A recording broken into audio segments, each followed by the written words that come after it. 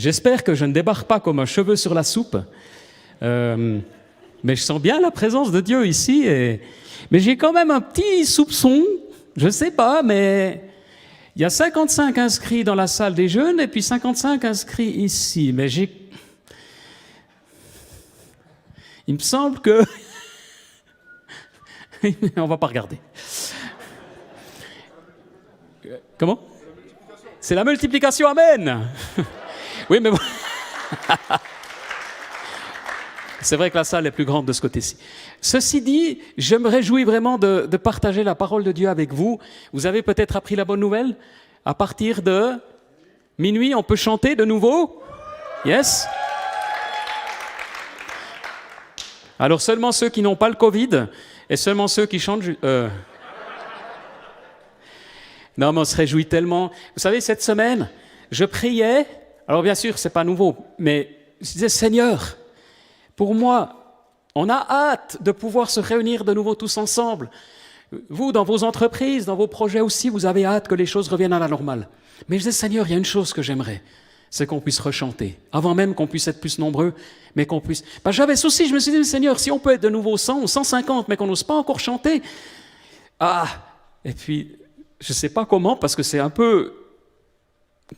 improbable ce qui s'est passé, mais le Conseil fédéral a décidé qu'on pouvait chanter à partir de nouveau de la semaine prochaine, donc amen, merci Seigneur. Moi, ça me réjouit tellement. J'aimerais parler avec vous ce matin, et avec ceux qui nous suivent sur Internet, j'aimerais parler avec vous de notre position en Christ, parce qu'à partir de la position en Christ, de celle que Dieu nous donne, il en découle une autorité spirituelle. Notre position de disciple entraîne une autorité spirituelle.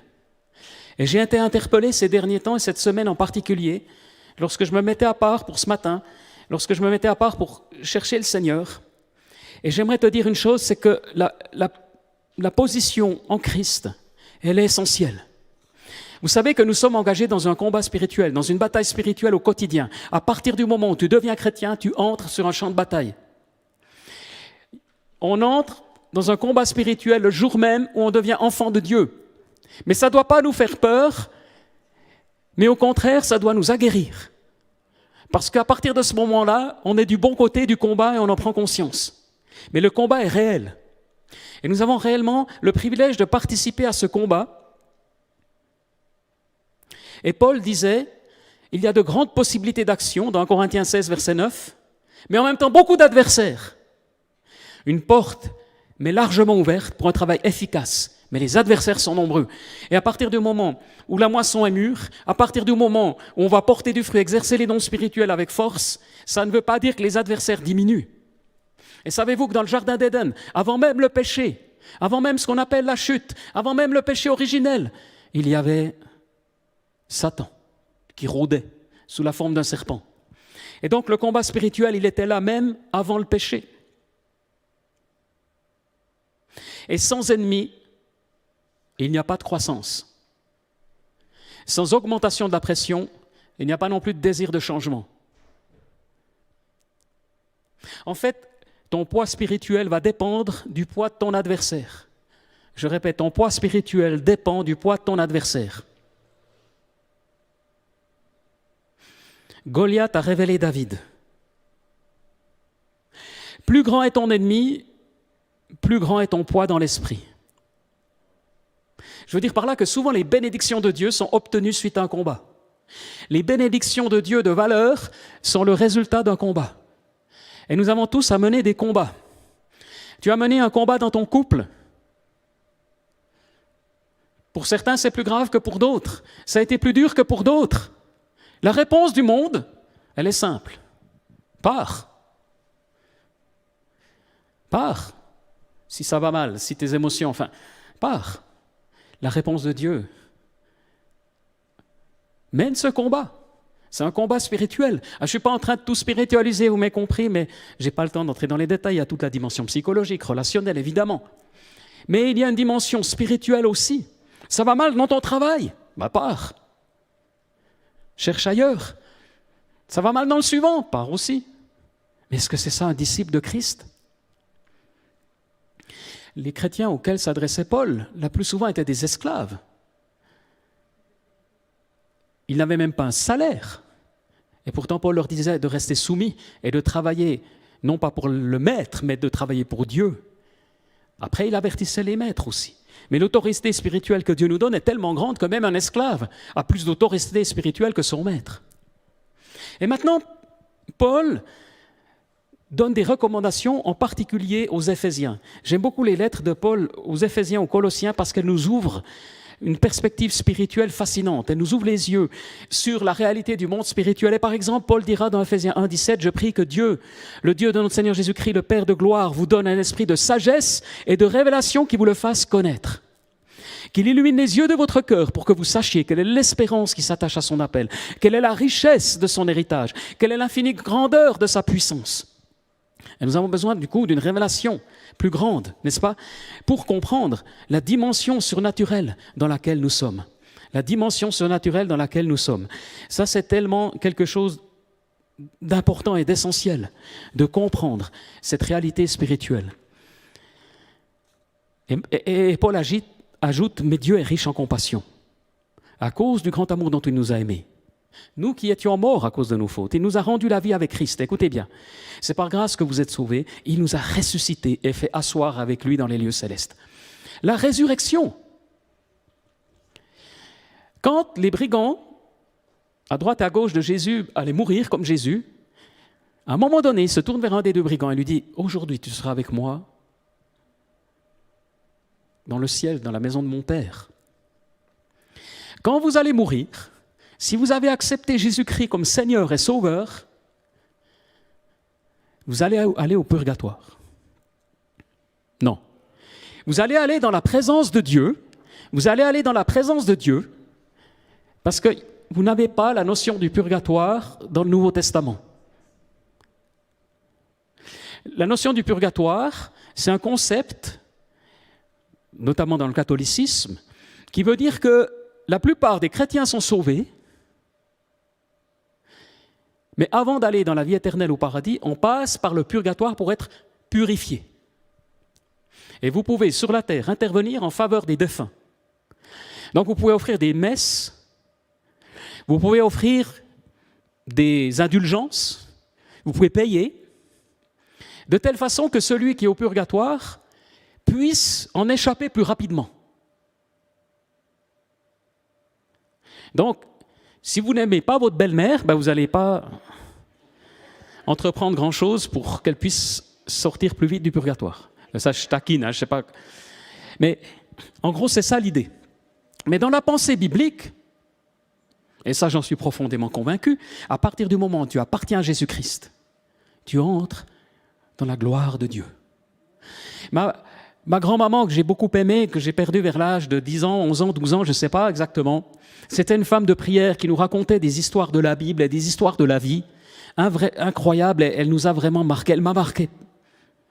Et elle allait mourir, elle ne souhaitait pas être hospitalisée, elle aurait certainement pu être, même à l'époque, il y a une quarantaine d'années, elle aurait pu être maintenue en vie, certainement encore un bon moment, peut-être quelques mois, je ne sais pas, mais elle ne voulait pas d'acharnement, quoi que ce soit. Et mon cousin qui était là, alors qu'elle allait mourir à son lit de mort, nous a rapporté les paroles suivantes. Les derniers mots qu'elle a dit, « Je suis toute heureuse ». Elle percevait tellement la présence de Dieu qui venait la chercher. Cette joie que Dieu nous donne, cette joie que le Seigneur nous donne. Et ensuite, la résurrection. La résurrection viendra et on aura un nouveau corps, n'est-ce pas? Un corps glorieux comme Jésus a un corps glorieux. Mais en attendant la résurrection finale, en attendant ces nouveaux corps, on est déjà sauvés, on ne disparaît pas, on est déjà dans la présence de Dieu que Dieu nous promet. Et donc on a une espérance, mais spirituellement, du coup on est ressuscité, et ce n'est pas qu'une image, on n'est pas dans l'ordre de la métaphore, on est dans l'ordre d'une réalité spirituelle. Écoutez-moi bien, nous sommes ressuscités et nous sommes assis avec lui dans les lieux célestes. C'est l'une des deux notions qu'on doit comprendre ce matin. Et c'est des vérités, la plupart vous les connaissez. Mais Dieu touche mon cœur, touche vos cœurs pour qu'on les assimile et que ce soit notre position réelle en Christ. Amen. Et à partir de là, tout en découle. Parce que ces réalités spirituelles, elles sont omniprésentes. Je fais beaucoup de courses à pied, du coup je passe dans plein d'endroits, plein de quartiers autour des lacs, dans les villages. Aujourd'hui pullulent les centres de thérapie, de guérison alternative, de massage énergétique, de toutes les couleurs, de toutes les innovations, de toutes les pensées. Les gens se mettent à leur compte et ont un gagne-pain. Alors vous avez les ongleries, il y en a partout. Vous avez les barbershops, il y en a partout aussi. Puis vous avez tous ces lieux de thérapie. Voilà ce qui pullule actuellement, puis évidemment aussi pour les téléphones portables. Et puis à l'inverse, vous avez moins de boulangeries et de boucheries. Bon. Mais ces lieux de thérapie, ça pullule. Mais en fait, on voit dans ces lieux qui ouvrent un besoin de l'être humain, de contact, de relation. Il y a un côté noble, parce que, ben voilà, vous allez voir votre médecin, ça dure 5 minutes, 10 minutes, enfin la médecine fait un travail extraordinaire, mais il y a un besoin qui n'est pas assouvi, un besoin de relation. Cependant, c'est dans une dimension spirituelle, comme on le sait, troublante, que les gens s'engagent. Mais nous devons être conscients de ce monde spirituel absolument, parce que nous sommes entraînés aussi dans un combat spirituel. Et comme je le disais tout à l'heure, face aux pressions qui nous entourent, c'est tellement important que nous soyons clairs sur notre positionnement spirituel et que de là nous puissions véritablement exercer l'autorité que Dieu nous donne. Et j'aimerais simplement donner un exemple, parce que c'est très vaste le sujet, mais on n'aura pas le temps ce matin, mais simplement, j'ai été interpellé par une notion, c'est celle de la joie du Seigneur. Dans le livre de Néhémie, lors de la reconstruction des murailles, Néhémie dira « La joie du Seigneur sera votre force ». Alors que le peuple est abattu, découragé. À un moment donné, vous avez des adversaires à l'extérieur, des ennemis à l'intérieur. À l'extérieur, fâchés, en colère, contre la reconstruction de l'œuvre de Dieu, des murailles, de l'Église. Et à l'intérieur, des mécontents, des gens fatigués, des frères et sœurs qui se comportent mal envers d'autres frères et sœurs. Et Néhémie est là au milieu. Puis à un moment donné, il aura crié à Dieu, et le résultat, il leur dira « La joie du Seigneur sera votre force. Ok, vous êtes fatigués. Ok, il y a ci, ok, il y a ça, ok, il y a le Covid. Mais maintenant, la joie de Dieu sera ta force. » Et la joie de Dieu, c'est des caractéristiques du royaume de Dieu. Et c'est en particulier ce que l'ennemi veut détruire dans nos vies. Romains 14, verset 17. « Le royaume de Dieu, ce n'est pas le manger et le boire, mais la justice, la paix et la joie par le Saint-Esprit. » Le royaume de Dieu se caractérise par la joie du Saint-Esprit. Une arme de Dieu, c'est la joie du Saint-Esprit. Donc, par conséquent, forcément que l'adversaire va tout faire pour ternir, atténuer, affaiblir cette joie. Je ne dis pas qu'on est guiré toute la journée, du matin au soir et toutes les nuits. C'est normal qu'il y ait des hauts, des bas. Je ne parle pas de ça. Mais au fond, nous-mêmes, Dieu nous a donné une joie. Ne te laisse pas voler cette joie que Dieu te donne ou que Dieu veut te donner. Quand Paul est à Éphèse, voici ce qu'il voit. On peut afficher l'image. C'est une reconstitution du temple de Diane. Pour les Romains, pour les Grecs, c'était Artémise. Le plus grand temple du monde grec, qui n'ait jamais été construit. Deuxième image, comparaison, en bas, c'est celui d'Athènes, et vous voyez en haut celui d'Éphèse. Savez-vous que ce temple de Diane, des Éphésiens, c'est l'une des 7 merveilles du monde de l'Antiquité. Et voici aujourd'hui ce qu'il en reste. Gloire à Dieu. Enfin, c'est malheureux pour les archéologues, mais spirituellement, j'entends, vous m'avez compris, je ne suis pas pour détruire les œuvres d'art. Cependant, ce temple, il était dédié à cette divinité. Et cette divinité était la reine du ciel, que vous retrouvez dans toutes les cultures de l'Antiquité, en Mésopotamie, en Égypte. Elle est même décrite par les prophètes de l'Ancien Testament, parce que les Juifs, à un moment donné, commencent à vénérer la reine du ciel. Cette reine du ciel, on la retrouve dans les religions aujourd'hui, dans certaines confessions chrétiennes même. On a un problème. Paul a un problème. Il est dans un environnement ultra spirituel. On retrouve ça dans les Actes des Apôtres. Et que va-t-il se passer? Quelqu'un sait? Il y a un orfèvre, ou plusieurs orfèvres. Il fabrique des petits temples d'Éphèse. Et c'est bien pratique parce que pour quelques francs, enfin s'ils sont jolis, quelques dizaines de francs, j'imagine, vous achetez un temple de Diane, vous revenez chez vous et vous le placez au salon à côté de la télé et ça entraîne une bénédiction. vous êtes bénis par la déesse. C'est ça. Au passage, les artisans, les fabricants, ils s'en remplissent les poches parce que c'est un commerce. C'est un commerce religieux et spirituel qui fonctionne. Et quand Paul annonce l'Évangile, les gens commencent à détruire leurs parchemins, leurs manuscrits occultes, leurs techniques occultes, leurs fétiches. Tout va finir sur un feu et être détruit. Et du coup, ça ne les intéresse plus, ces temples. Ils ont vu la gloire de Dieu, la puissance de Dieu. Alors c'est un manque à gagner, un terrible. Et du coup, il y a une émeute dans la ville. Au point même où les chrétiens sont menacés, Paul devra quitter la ville. Mais à aucun moment, et ça c'est intéressant, et le gouverneur de la ville le dira, à aucun moment, Paul n'a blasphémé contre ce temple. C'est une leçon. La question, ce n'est pas aujourd'hui de partir en croisade.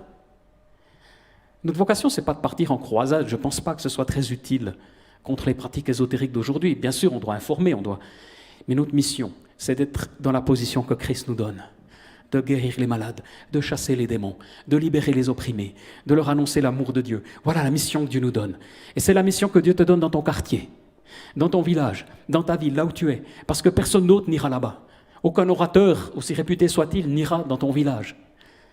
Ni aucun autre membre de l'Église n'ira dans ta rue, ou peut-être un ou l'autre que tu vas inviter, et vous allez aller et prier. Et ce sont autant d'avant-postes du royaume de Dieu que tous les groupes de prière, les amis qui se réunissent pour prier, les duos de prière, les groupes connect. Et nous devons de nouveau être une armée qui se lève, afin que vraiment la lumière de Christ rayonne dans ton entreprise, dans ton école, ton université, peut-être dans le home pour personnes âgées où tu es, mais peu importe le lieu. Nous voulons apporter la présence de Dieu, la gloire de Dieu, la puissance de Dieu. On a fait l'expérience avec mon épouse il y a quelques années, quand nos enfants étaient en bas âge, donc ça date. Comme tous les parents, vous avez des enfants qui ne dorment pas bien la nuit, ça arrive, plus ou moins fréquemment. Et eux ne sont pas fatigués, mais vous, du coup, vous l'êtes. Alors c'est très désagréable le matin. Enfin bref. Et je me rappelle, je priais, Seigneur, fais qu'ils dorment bien et tout. Et puis, j'aurais pu prier des heures, avec relativement peu d'efficacité. Mais quand on priait les deux, une fois par semaine avec ma femme, et on a continué de le faire, alors plus pour leur sommeil, mais pour tous les sujets que Dieu nous met à cœur, prier sur une base régulière. On pouvait prier 2 minutes, à partir de la nuit suivante ou le surlendemain, c'était bon pour au moins une semaine, et tout le monde dormait bien. Il y a une autorité spirituelle quand on s'associe dans l'esprit, en particulier dans le couple. Il y a une autorité spirituelle que Dieu nous donne. Je ne sais pas toujours comment ça marche, mais c'est une réalité. Alors qui plus est, si on proclame l'autorité de Jésus-Christ, parce que c'est une chose de prier, mais c'en est encore une autre de proclamer l'autorité spirituelle. Est-ce que tu proclames la guérison? Est-ce que tu proclames la nouvelle naissance, la bénédiction de Dieu? La joie du Seigneur sera ta force. La joie du Seigneur sera ta force. J'ai trouvé encore des versets pour terminer qui m'ont encouragé vraiment. Et il y en aurait des dizaines et dizaines dans les psaumes. Mais j'étais vraiment impressionné quand David ou les psalmistes disent « Poussez vers Dieu des cris de joie ». Poussez vers Dieu des cris de joie. Poussez vers Dieu des cris de joie. Qui? Vous les sacrificateurs? Vous les prophètes? Non, il dit « Vous, les habitants de la terre ». Battez des mains, vous tous, peuple, battez des mains, poussez vers Dieu des cris de joie. Vous tous, habitants de la terre. Et là, j'ai réalisé une chose, c'est qu'ils n'avaient pas la révélation de Moïse. Ils n'avaient pas les prophètes. Mais partout sur la terre, il y a des hommes et des femmes qui ont la crainte de Dieu. Et Dieu les encourage à pousser des cris de joie vers l'Éternel. Et par conséquent, nous voulons à nouveau être une église qui pousse des cris de joie, qui est positionnée dans cette joie du Seigneur. Notre identité, ce n'est pas la repentance. La repentance fait partie, c'est tellement important. Souvent, je suis à genoux devant Dieu, je demande pardon. Mais après, je me relève parce que mon identité, c'est la joie du ciel. Ce n'est pas mes péchés que j'ai confessés, c'est la joie du ciel. Nous voulons être une église, un peuple de Dieu duquel émane la joie. Moi, je ne suis pas particulièrement extraverti comme mon épouse ou comme certains de mes enfants ou de ma famille. Mais la joie, elle peut se traduire différemment. La joie, elle peut se traduire différemment. Ce n'est pas une question de caractère. Ma grand-maman, on sentait cette joie profonde, mais elle n'aurait pas eu la possibilité de sauter de joie, de danser. La question n'est pas là. C'est ni lié à l'âge, ni à ton origine culturelle, ni à quoi que ce soit d'autre. C'est une question de cœur. Quand tu entres dans un lieu, la joie du Seigneur entre dans ce lieu. Quand tu entres dans un lieu, la déprime satanique entre dans ce lieu. Mais non. Quand tu entres dans ton lieu de travail, tu es animé de colère, d'amertume, de critique. Et tout ça te suit et se propage, parce que c'est spirituel, et peut-être même démoniaque. À l'inverse, tu as prié le matin, tu t'es positionné dans la joie du Seigneur. Tu n'as pas la réponse à tout. Attention, je ne suis pas en train de dire que lorsqu'on prend autorité, instantanément tu es guéri. Parfois oui. Mais Dieu sait s'il y a eu des souffrances dans notre famille et dans les vôtres. Il y a le temps de Dieu. Mais en attendant, je ne laisserai pas l'adversaire voler ma joie. Ça, c'est ce que j'ai compris. Tu n'as pas encore trouvé ton travail. Tu n'as pas encore trouvé ton conjoint. Ou tu sors d'un divorce. Ou tu as appris une mauvaise nouvelle au niveau de ta santé.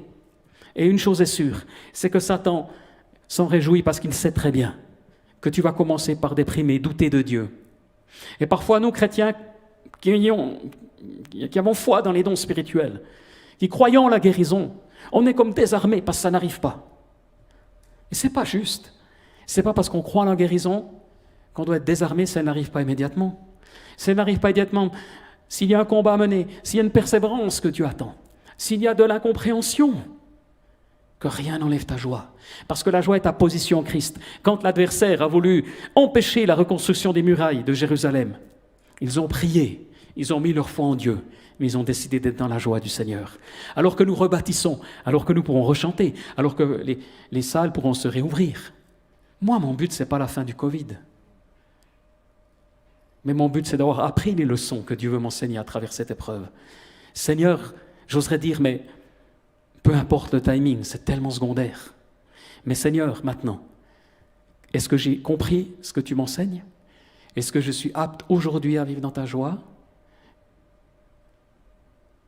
Ou est-ce que j'ai besoin de telles réponses, de tels loisirs, de telles vacances qu'on m'a enlevées, de telles relations? Oui, j'en ai besoin, ça fait partie des dons de Dieu. Je me réjouis, ce sera la cerise sur le gâteau. Amen, amen. Je me réjouis tellement de voyager à nouveau. Je me réjouis tellement, comme vous, d'aller peut-être même, ne serait-ce qu'en France, d'aller se baigner dans la mer. Amen. Mais que rien ne ternisse la joie que Dieu nous donne. Soyez toujours joyeux, Philippiens 4.4. Amen. Alors j'aimerais prier avec vous, vraiment. Et pour commencer, je vais peut-être vous inviter aussi à venir, en même temps, ouais. Mais j'aimerais simplement prier, et puis après laisser mes amis continuer dans l'inspiration du Saint-Esprit, mais j'aimerais te prier, Jésus-Christ, vraiment, parce que tu es là. Et je prie pour ceux qui nous suivent sur Internet, pour ceux qui sont à la maison maintenant, en ce moment même, pour ceux qui sont là, ici, dans la salle. Et je te prie, Jésus, là où Satan a tenté d'obscurcir nos vies, eh bien, nous disons maintenant, c'est terminé, au nom de Jésus. Dis de ta bouche que c'est terminé. Et j'aimerais vous proposer, tous ceux qui ont le désir maintenant, d'entrer dans une position de victoire, de ressusciter. On peut tous se lever, mais je dis maintenant ceux qui vraiment, pour qui vous avez senti c'est significatif parce que vous ne vivez pas cette dimension, j'aimerais vous inviter à vous lever. Et on va prier, je vais prier, on va prier ensemble, des déclarations de foi. Ok.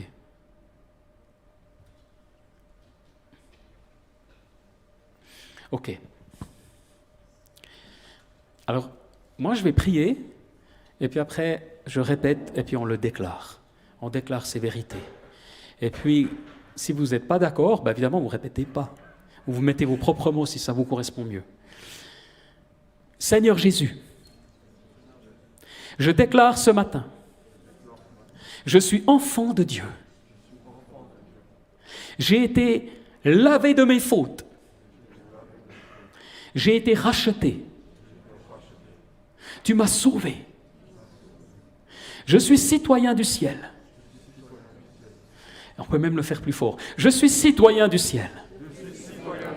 Je suis enfant de Dieu. J'ai reçu l'amour de Dieu.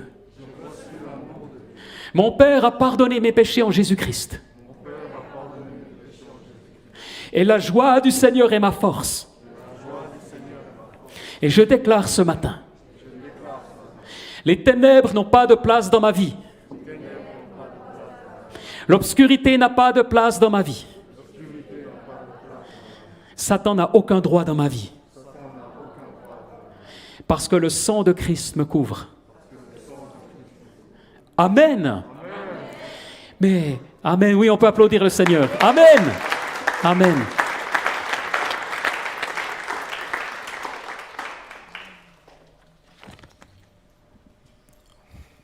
Merci infiniment Olivier pour ton message. J'aimerais juste appeler le groupe de louanges.